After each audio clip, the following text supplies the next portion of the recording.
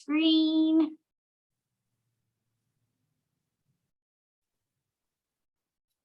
All right, can everybody see that?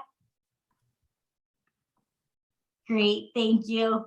Welcome, everybody. It is so wonderful to have you all here. We are thrilled that you are joining us tonight.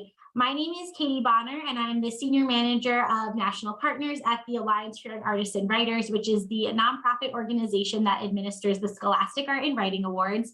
I am thrilled to introduce you to, welcome you to our first ever Resilience Through Poetry workshop series, sponsored by the New York Life Foundation. This series starts tonight, as you all know, with our guest speakers, Kristine Brickey and Alexa Russell. They will be leading tonight's section focused on translating your emotions into words. We have 2 more sessions following this with Kristine and 2 other Scholastic Awards alumni like Alexa. Next week, we will be joined by Christian Butterfield for Writing Through Uncomfortable Feelings. And the week following that, oops, I have a typo in here that says October 5th. It should be October 19th for our last session. We are joined by Darius Adifat Peckham, who will be talking about exploring emotional imagery.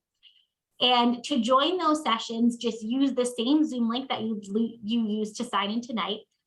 We hope that you will join us and come back again. We have some incredible prompts, I know, from each of these talented young writers, and some really thoughtful presentations to help get your creative juices flowing.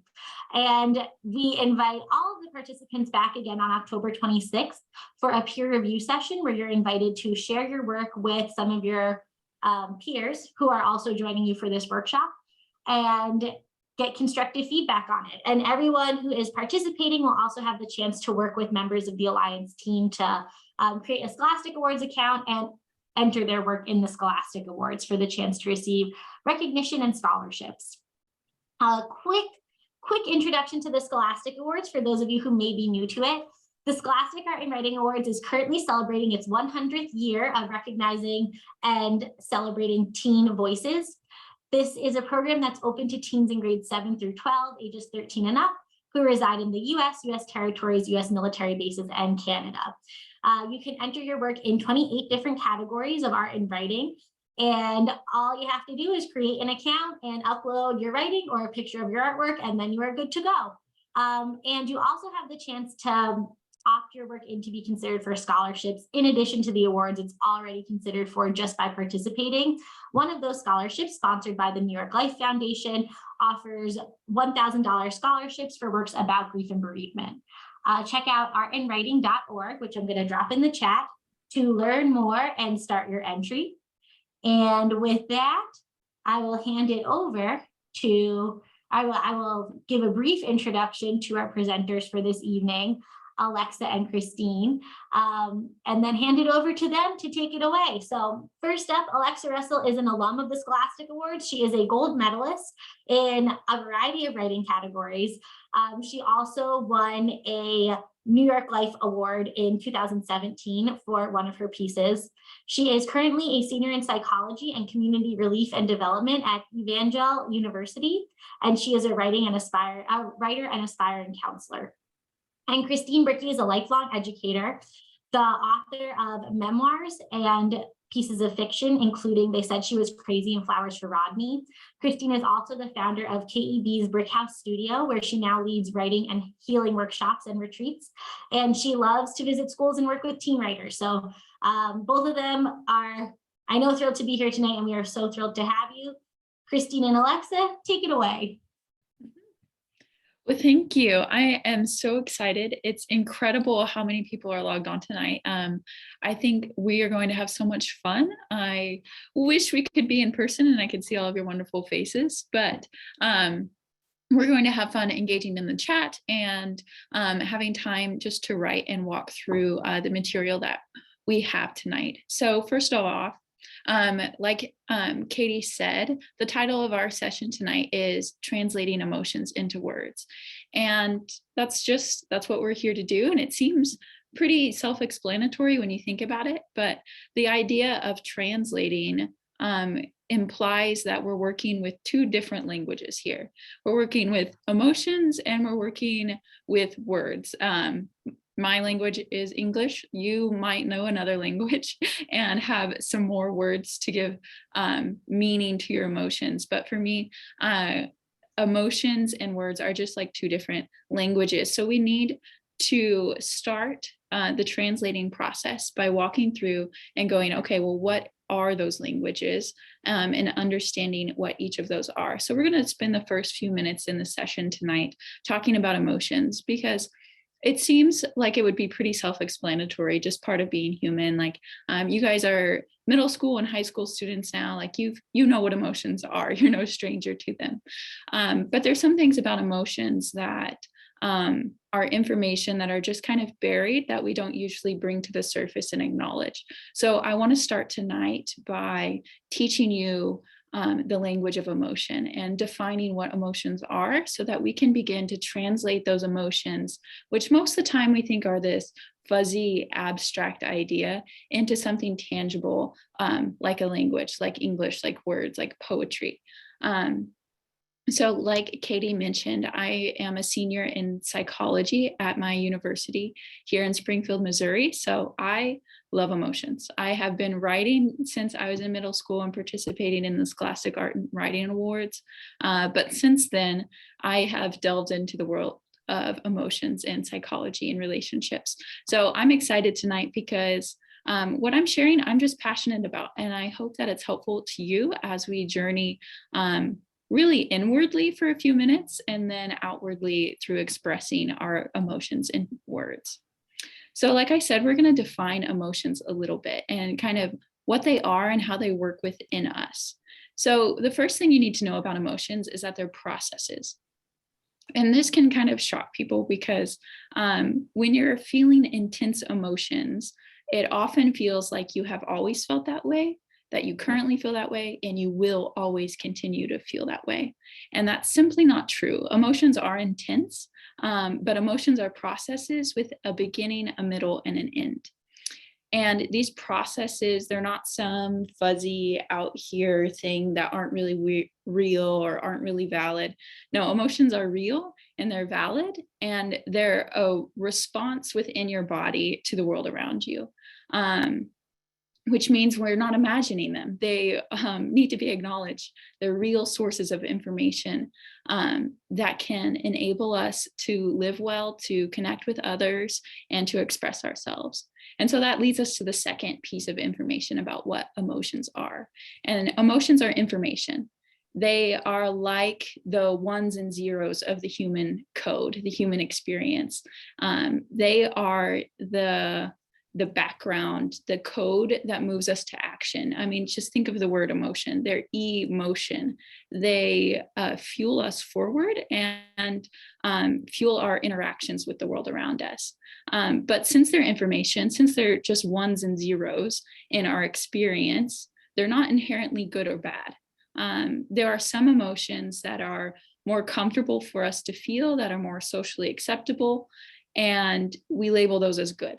And there's some emotions that are really hard and really difficult and have a lot of negative connotations. And we tend to label those as bad and feel guilt or shame when we are angry or when we have regrets and it depends on your culture and your family, what emotions are acceptable. But generally we grow up and we think that some are good and some are bad, but that's just simply not true. We can choose to do good or bad things with our emotions, but the emotions themselves are just information. And the third thing that I want to talk about when we're defining what emotions are is that emotions are not us. Our self-concept is not solely defined on our emotions. There's so many parts of who you are. And emotions are just a piece of the puzzle. Like I said, they're just that information. They're just a process that happens within you, but they're actually separate from you. So emotions do not define who you are. Rather, you get to choose what to do with them and what they will mean in your life.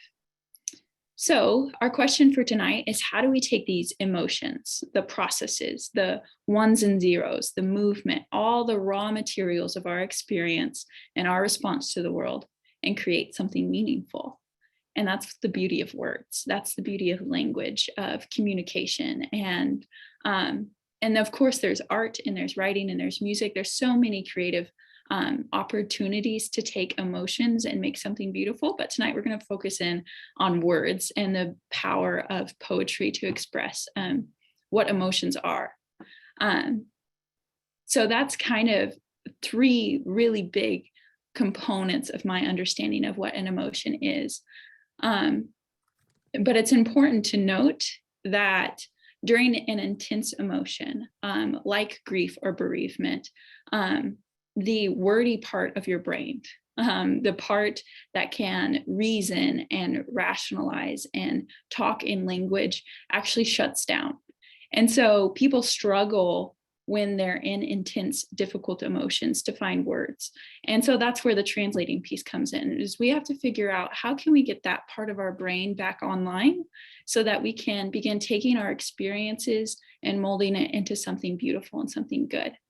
And one of the key ways that you can do this, and that we're going to practice tonight and walk through, is by creating calm and mindfulness inside of your body so that you can begin to pay attention to the emotions that are inside you and to listen to them, to take care of them, to see what they need, and to find ways to express them.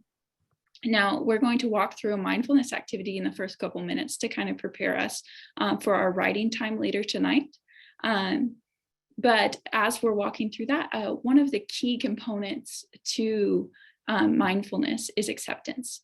Is, like I mentioned earlier, sometimes we come face to face with difficult emotions and we're like, oh no, I don't really feel that way. I need to feel this other way, or I should feel differently, or I should be over this by now, or this happened a year ago, this should be done.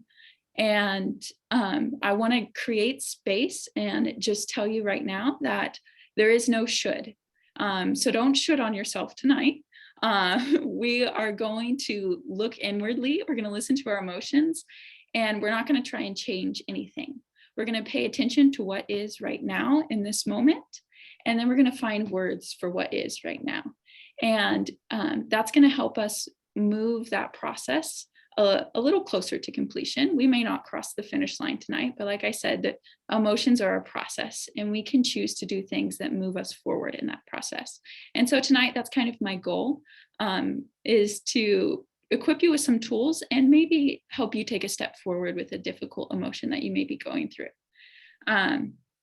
So like I said, we're going to discuss a whole range of emotions tonight, but to prepare us to listen to and identify those emotions, we're going to do this mindfulness activity, and Katie is going to pull up a video for us. You can either close your eyes or follow along with the deep breathing prompts on the screen. But you can go ahead and find a comfortable position. And yes.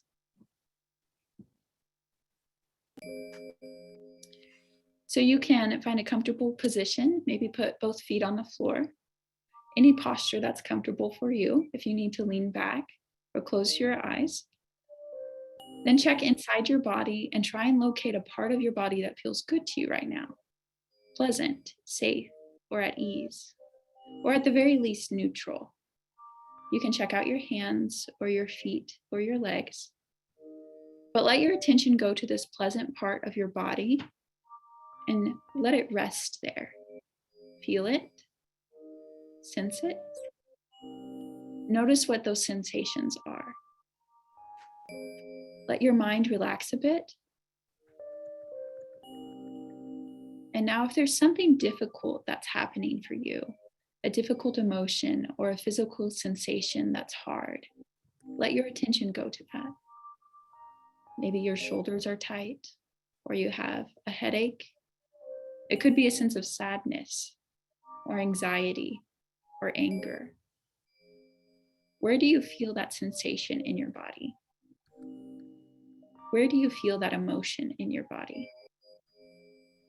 Notice it for just one moment, tap into it, feel it, and make sure you can still breathe.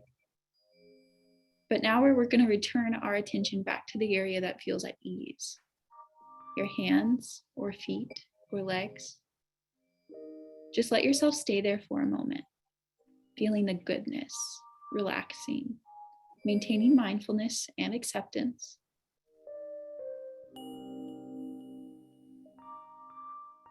Now, once again, return your attention to the part of your body that feels unpleasant, the ache or the pain or the heaviness or the emotion, the vibrations in your chest or the clenching in your stomach, the tightness in your jaw. Just notice and breathe and let it be there. Whatever it is, just let it be there. Now bring your attention back once again to this pleasant or neutral part of the body, relaxing, feeling safe. Now let yourself stay connected to this place. But see if you can cast what we call a sidelong glance at that difficult area in your body. Is it still possible to feel connected to you in that area that feels good?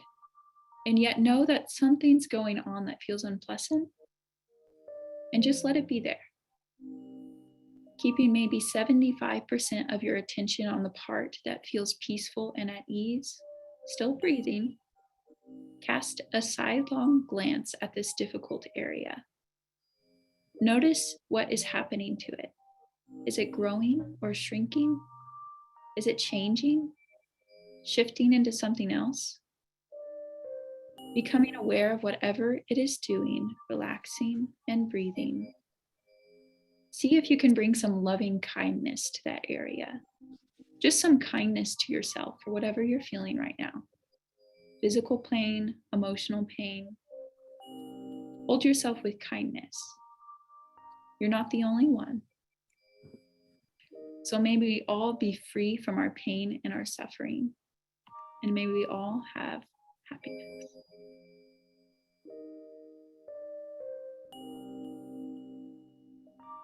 Now spend just a few moments to orient yourself back in this space and back on the computer screen whenever you're ready. But my hope is that you are able to stop for just a few minutes and check in with your mind, check in with your body.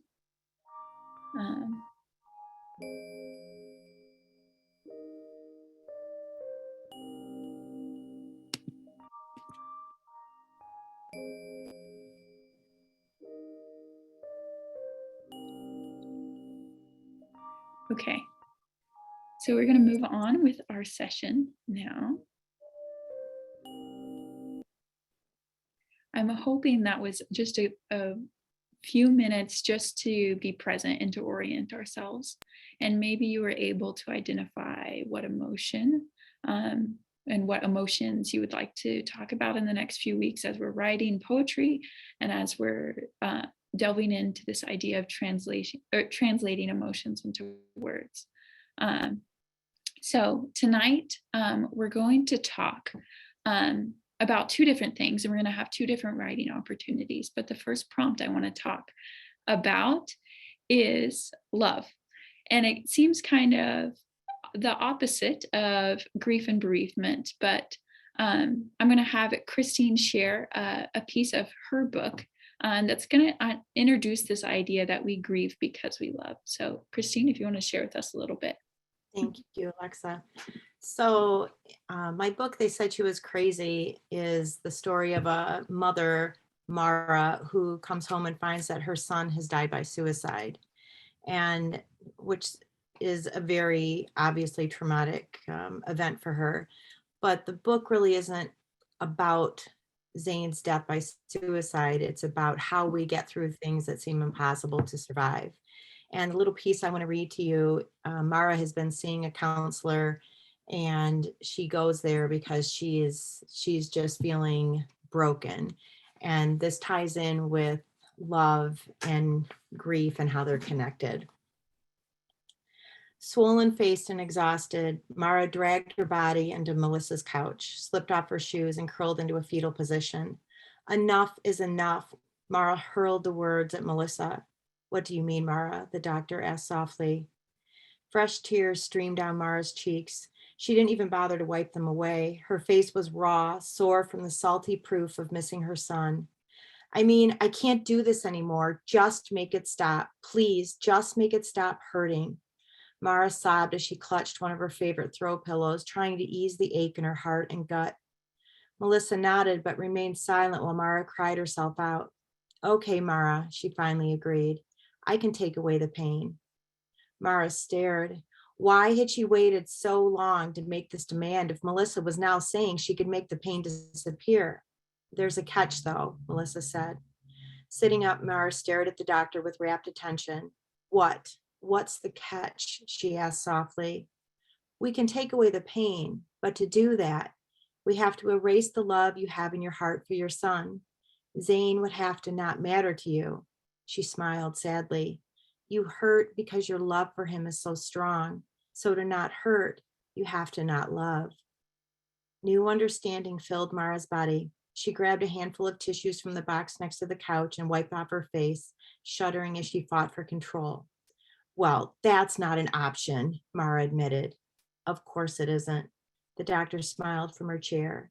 You love your son. We grieve because we love. That was so beautifully written.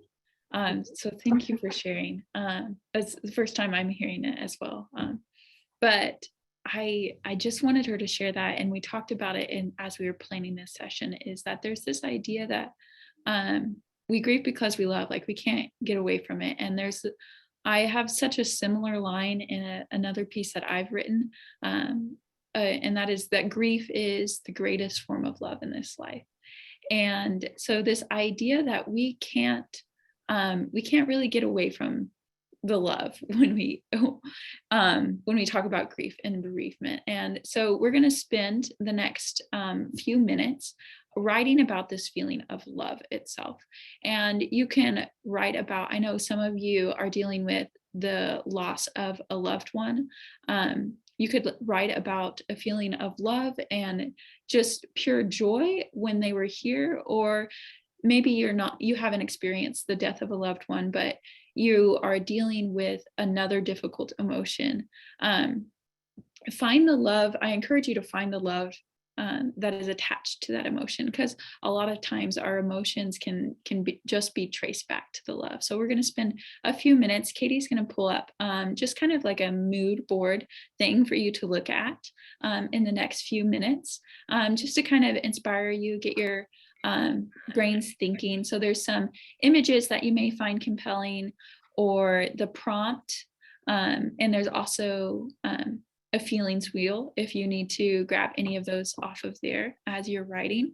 But I encourage you, this first session is really just a brainstorm to set you up for the next couple of sessions as we hone into a work of poetry. So I really just encourage you just to write without thinking. Just keep going. It doesn't have to look like a poem yet, but just focus in on that feeling of loved. Or in our meditation, when we talked about that pleasant feeling, that pleasant place in your mind or in your body, that's the feeling that we want to hone in on and look at first. So I'm going to set a timer for about 7 minutes, and I'm going to turn off my video feed, and I'm going to let you guys focus on your emotions, on your ideas, and start putting those things into words.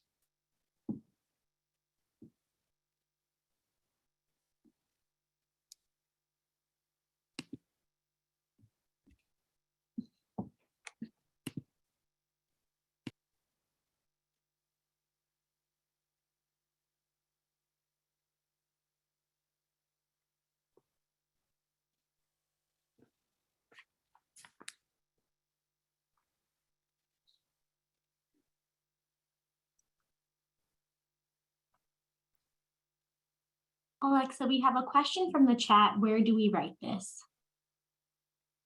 That's a great question. So if you're logged on a laptop, you can open up maybe a notes app, or on your phone, or in a journal, or anything like that. I do encourage you in the next couple of sessions to bring like a notebook or something. That way you can write for these writing times. But really anywhere. You can write it on a napkin or on your hand if you want.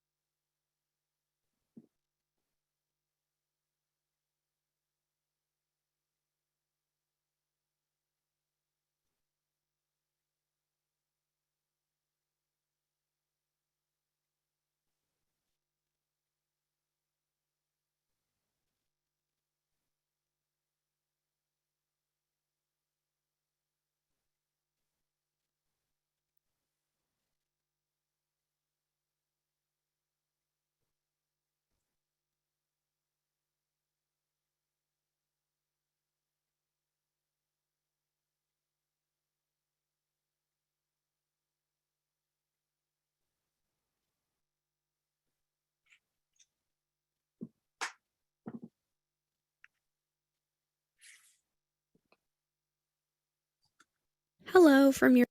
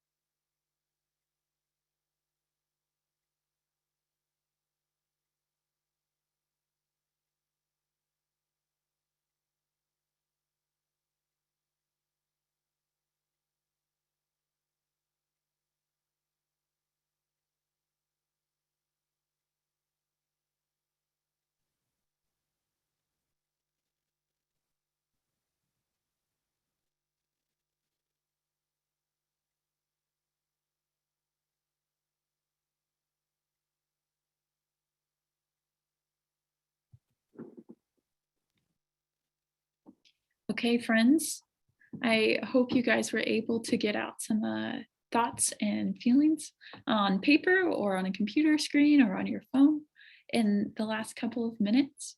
I thank you guys if you were sharing in the chat. I loved reading that. I read part of that first one that I believe it was Connie who shared it, and it was really good. So I'm excited to share it a little bit later. We will be sharing kind of like our favorite lines or our favorite thing that we wrote later on at the end. But feel free to share in the chat throughout the night. So our second writing prompt, we're going to write for another few minutes here in just a second, but our second prompt is to write about the difficult emotion. And this could be grief, this could be hate, this could be anger, this could be guilt. But like I said earlier, I truly believe that most emotions can find their roots in some kind of love. And I just want to give you a few examples, because for joy and happiness and all of the warm, fuzzy things that we may have written about earlier, it's kind of obvious, like, oh, I feel loved. And so I feel joyful and happy. But even grief, as we talked about, is to love and lose and still continue to love. And even hate is to love the opposite completely. And anger is to love and to be wronged. And guilt is to wrong someone that you do love. And so there's just this beautiful process of even these emotions that we're often scared of is there is still love in them, and there's still love to be found in them. And in the next few minutes, we're just going to choose one of those difficult emotions. And remember in our meditation that we did earlier that we just kind of looked at it sideways and acknowledged where it was in our minds and in our bodies. But now that we've kind of centered ourselves in love and have decided to kind of look for that, I'm going to ask you to choose one of those difficult emotions. It could be the death of a loved one, or it could be failure, or it could be regret or shame, or something else that is relevant to your experience. And I'm just going to ask you to write about that emotion, and what does it feel like, and where do you feel it in your body, and how does it feel? What is it shaped like? What does it look like? And so these are the kind of questions that you can begin asking. And you can check in with your own body and your own mind and say, well, what does this emotion need? What does it look like? What does it sound like? Is it an animal, or is it an object? And maybe you think that's a little bit crazy, but I promise it's not only therapeutic, it's really creative, and it's unlocking that side of your brain that is creative and expressive and connects with other humans. So I want you to kind of check in with that. It can be a little bit overwhelming, but don't worry, because we're going to give ourselves about 5 minutes to do this. So you can do anything for 5 minutes. And if you do find yourself getting overwhelmed, it's okay to put the pen down and just to take a moment to breathe and think about this for later. But if you find that emotion, and after you've kind of described it, ask yourself the question, can you find the love? Can you find the love in that? So that's what we're going to do. We have a few more slides just of inspiration for you. These are simpler slides. One of them is a line from the piece that won the New York Life Award that I wrote. And it's the first line that says, "I am haunted by an elephant." And that is how I started my piece. And that was the imagery I used all throughout, was the elephant. So like when I said, what does your emotion look like? Is it an animal? Like you could relate it to that way in some imagery. And then the second slide that you'll see is actually one of the New York Life Award winning pieces from this year. It's a painting called Overload, and I just thought it was beautiful because it showcases a variety of overwhelming and difficult emotions. Like, just look at the piece, look at the color, look at the expression. It's absolutely beautiful. So you'll see those on the screen here in a minute as we're writing. And you'll also see another emotion wheel. But I'm going to go ahead and set a 5-minute timer, and we will write some more about a difficult emotion.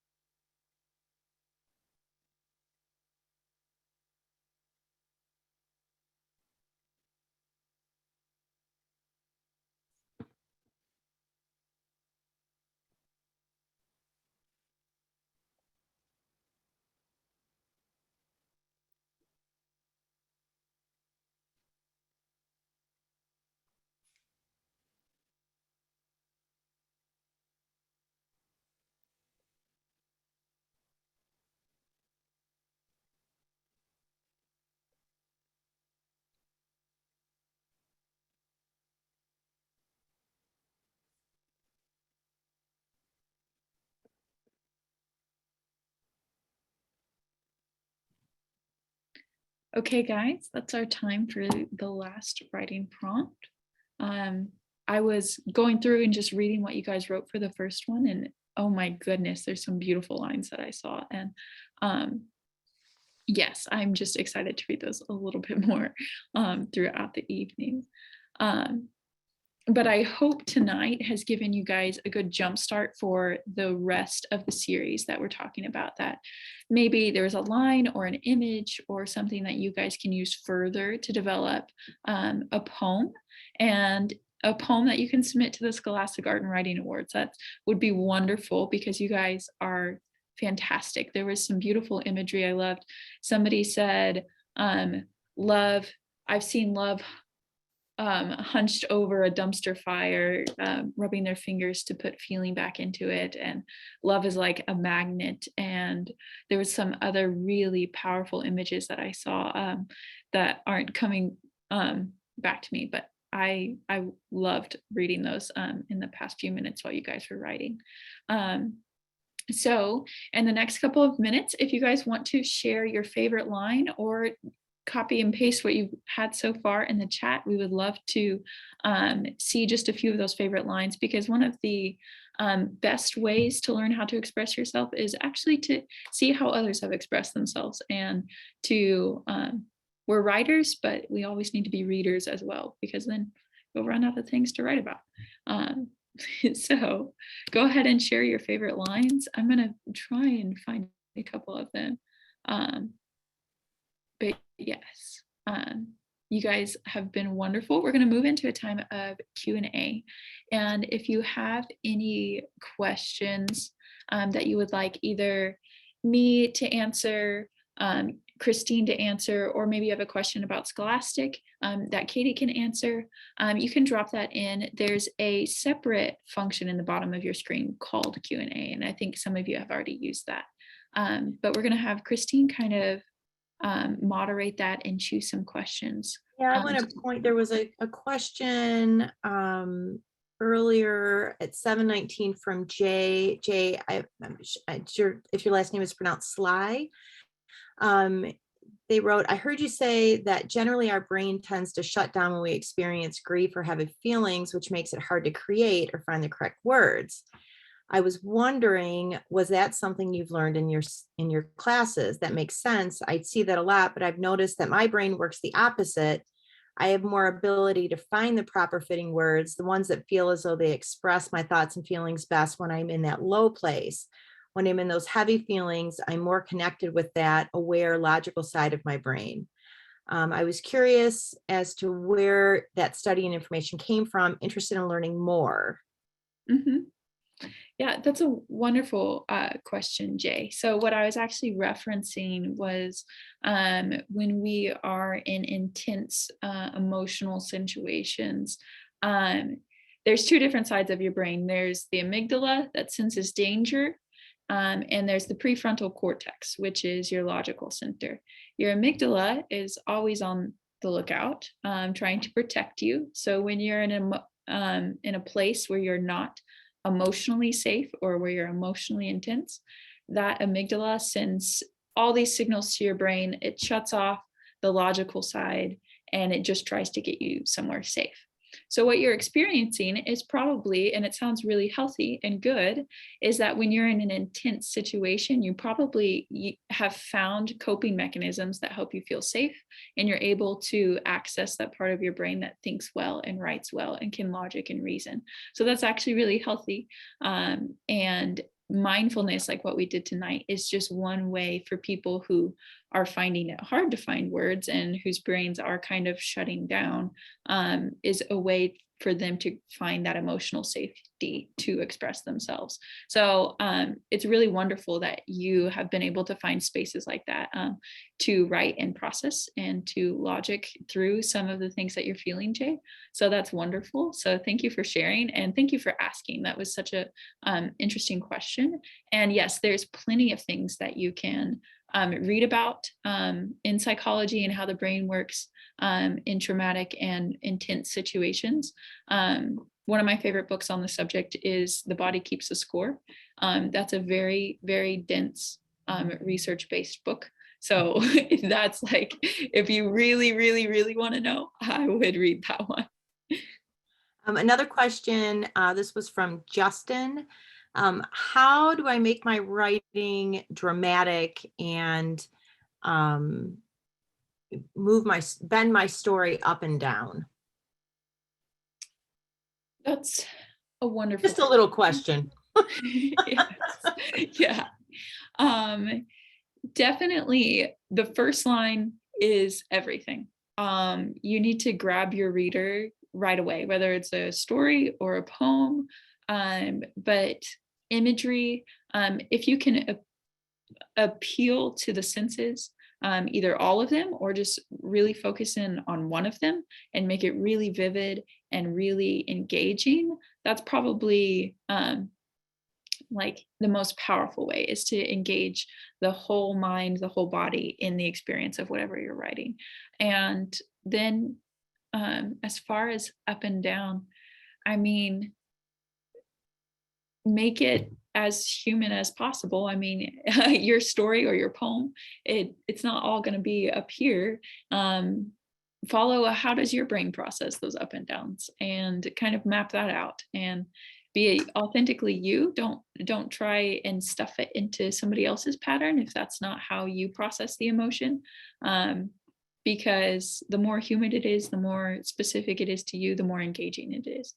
So like the practical side of things is imagery, sensory verbs, really good verbs. Verbs are the most powerful. And so pay attention to what verbs you're using.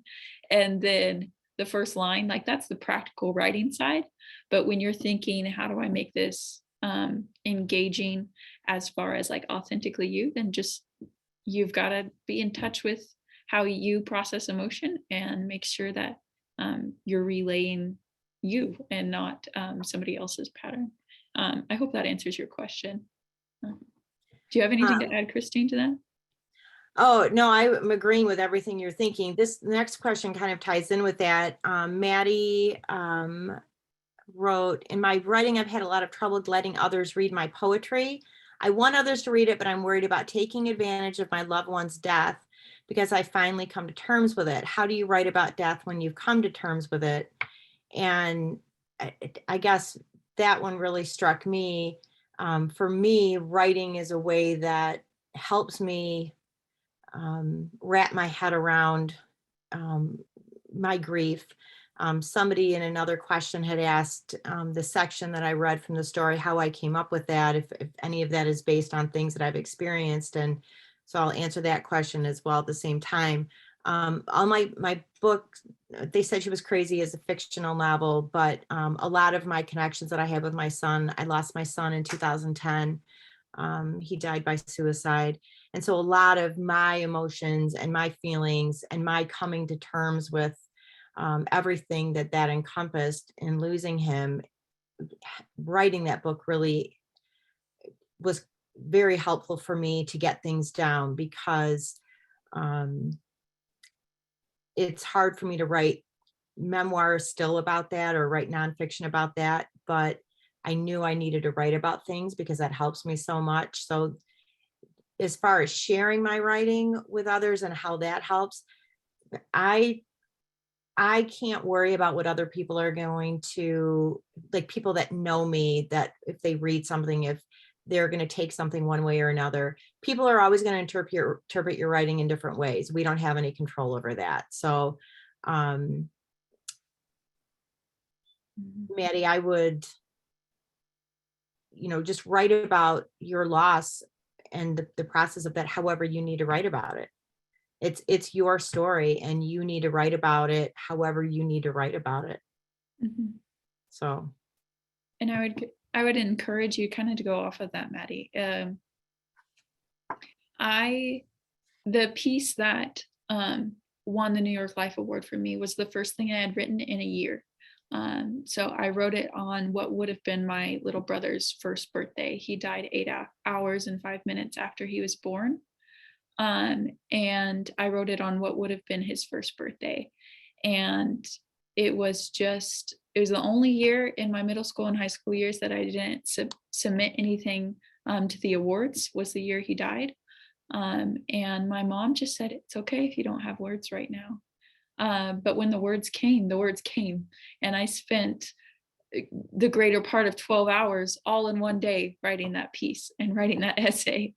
And when I shared it through the Scholastic Art and Writing Awards, and beforehand when I showed it to my teachers, and when I showed it with my family, like it was a process. Like these words, we don't just write to get them out, we write to connect with other people.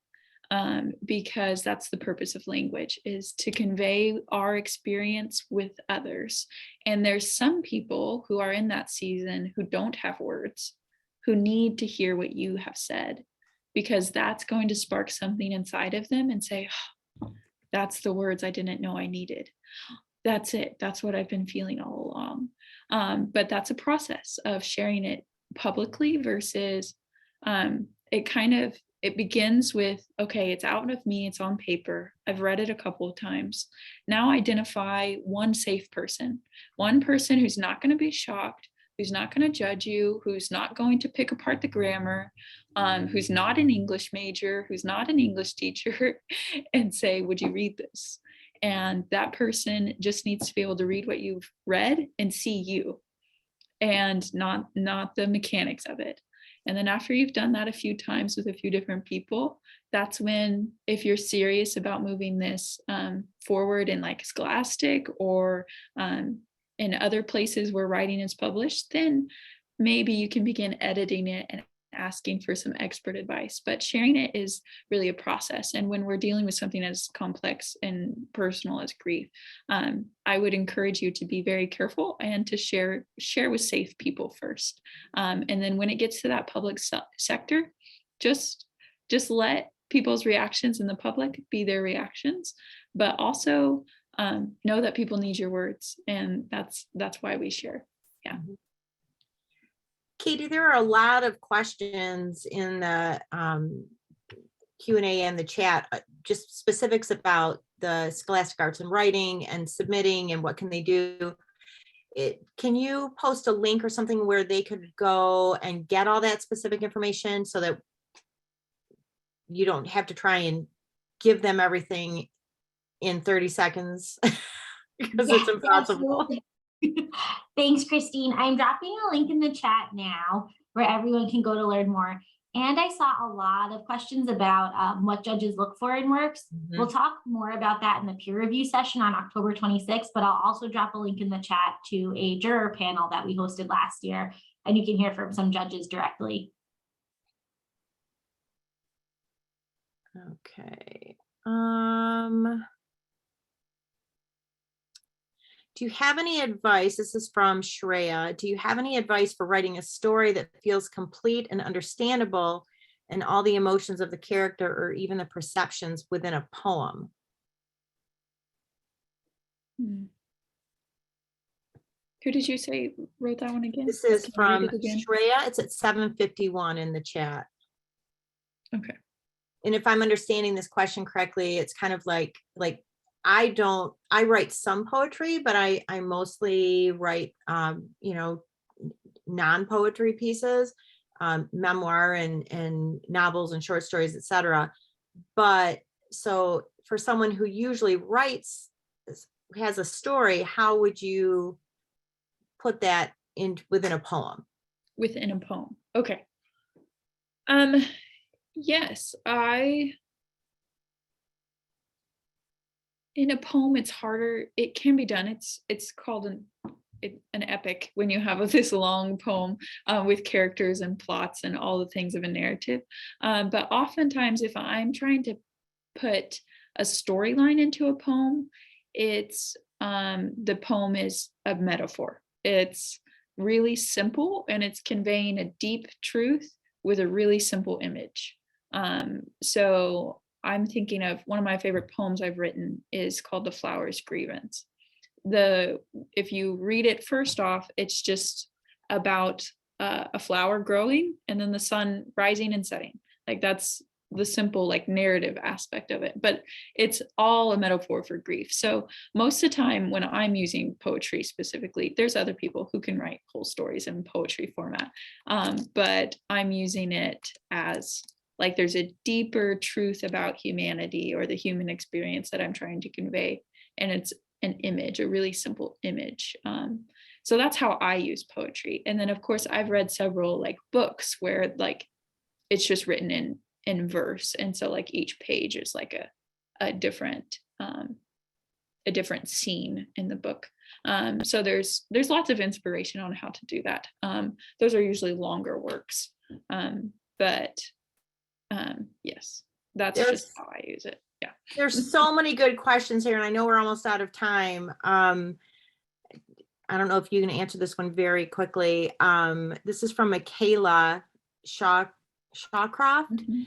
I want to be a writer, also want to pursue psychology. You've really inspired me. How do you include your knowledge of psychology into writing and writing into psychology? How do you include writing into your life as a college student? What piece of advice or writing has changed you most? I want you to do that last one. What piece of advice or writing has changed you most? That is incredible. Okay. Oh, Lots of questions. Are we going to be cut off if we go a few minutes over, Katie? No, as long as you Okay. can stay on, we're good. Okay. So, because I want to unpack all of that. So we'll start with what piece of writing has changed me the most. It's actually, I have said this before, but it's called Afterworlds by Scott Westerfield. It's a book. It's a book within a book. There's two, every other chapter it's a novel that he wrote. And then one chapter is, and then the other chapter is a novel that his character is writing. And the book, I thought it was pretty okay. Like nothing, like it's a good book. You should read it. But I've read lots of other books that I love more than this one. But why I say that's changed me the most is because that's where I got this concept and this idea, this question, what haunts me, comes from that book. And from that idea, I wrote My Elephant in Me, which begins, I am haunted by an elephant. And from that piece of writing, I realized that I'm good at writing and that I like it. And I entered it into the Scholastic Art and Writing Awards. And so I credit that to much of what I'm passionate about to that book of, wow, like I just read that because I wanted to read a novel. And here I am 5 years later, and that was a huge turning point in my life. So that's the book that I say has changed me the most. But as far as incorporating psychology and writing together, oh my goodness. If you are a writer, you need to study human nature, or else you will not write believable characters, because there are a lot of like fallacies. Like we think we understand what it means to be human, but most of the time we're just off a little bit. And so if you're a writer, you at least need to do some intensive Googling about psychology at some point. And when you're a psychologist, you need to know how to write. You need to know how to get people to connect with their feelings. You need to know books to recommend people. You need to know how to help people express themselves. So they really are hand in hand. And there's so much, if you do some Googling into creative arts therapy, I love it. I'm passionate about it. It's helping people in therapy settings through the creative arts, whether it be music, writing, drama, art, painting. So there's a whole field of study out there if you're interested in that. And then as far as including writing in my life as a college student, that's all college students do is write. Unfortunately, it's not all fun poetry. Unfortunately, I have to write, 10-page research papers, but it's still writing, and I still get to practice the craft that I love. And it's all kinds of, where in high school, I learned how to write beautiful flowing sentences. In college, I'm learning how to get straight to the point and write it as short as possible. And you know what? All of those that's a skill that makes you a better writer, because even if you write long, flowy things and it takes forever to get to the point, like there's a balance to be had in that. So any college degree, hopefully you're writing a lot. So There's one of the questions that came up, Katie, is when with the recording, will they be able to see the chat and the questions and the answers, this thing as well? That's a good question. So unfortunately, in the recording, you cannot see the chat or the Q&A, but I think that you can save the chat. So you can either highlight it in your Zoom and save it kind of the old fashioned way, or I believe that there's like a little, if you look in the bottom of your chat where you can type something in, there should be like a little piece of paper, like an icon for a piece of paper next to the emoji icon. And I think if you click that, it will save the chat in like an HTML or TXT file on your computer. So you can save the chat and look back on it, but it won't appear in the recording. And neither will the questions that were answered in written form in the Q&A box, but all of this will be in the recording, everything that Kristine and Alexa answered aloud. And I would just like to say, if any of you have other questions I know for me, feel free. I know you put my link in the chat.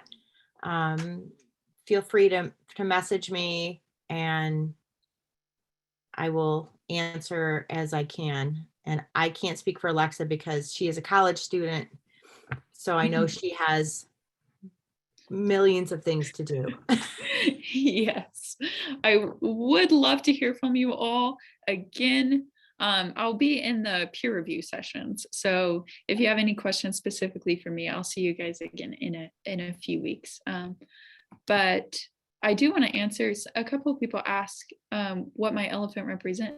So if we have a couple more minutes, I'll just share that really quickly. So my story, my younger brother, Kai Andrew, he was diagnosed with trisomy 13 when my mom was about 5 months pregnant with him. And only lived for 8 hours and 5 minutes.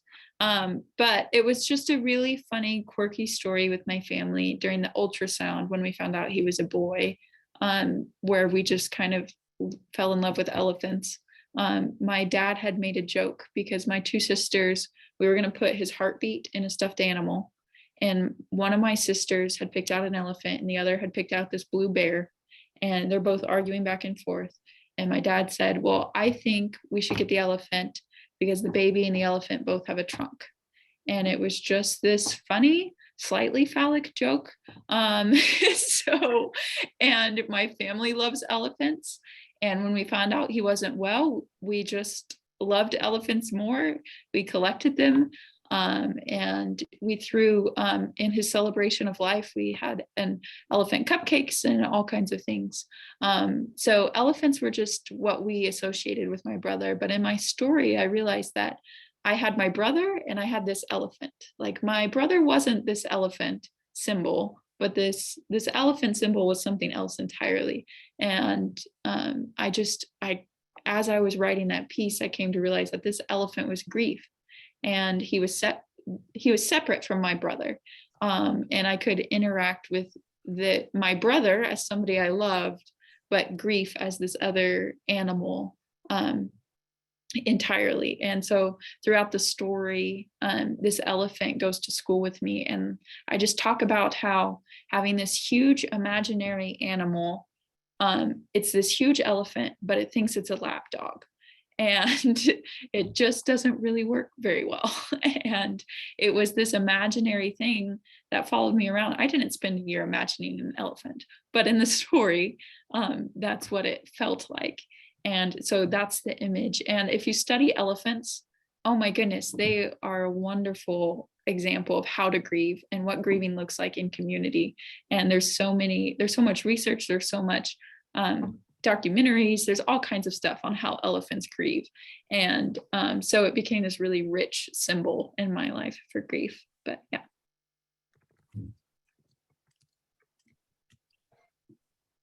Well, I think we could probably stay here forever, but. Yes, I think there's so many wonderful questions. I know. Thank you both so much for staying on and for sharing so much about your own work and what inspired you to write in your personal experiences that you've incorporated in your works. And thank you to everyone who joined us tonight. It was so, so wonderful to have you. You can use the same link that you used to join tonight's session to join next week's session. And for anyone who cannot make it next week, that will be recorded just like tonight is being recorded, and we will email out the links to all of those videos once they're posted on YouTube. Thank you all so much. Have a wonderful evening, and a huge thanks to Kristine and Alexa. Thank you. Thank you, everybody. Thank you, guys. I'll see you next Wednesday. Yes, Kristine and I will be back, and Alexa will be back on the 26th for the peer review session. Yes. Good night, All right, everybody. good night, everyone.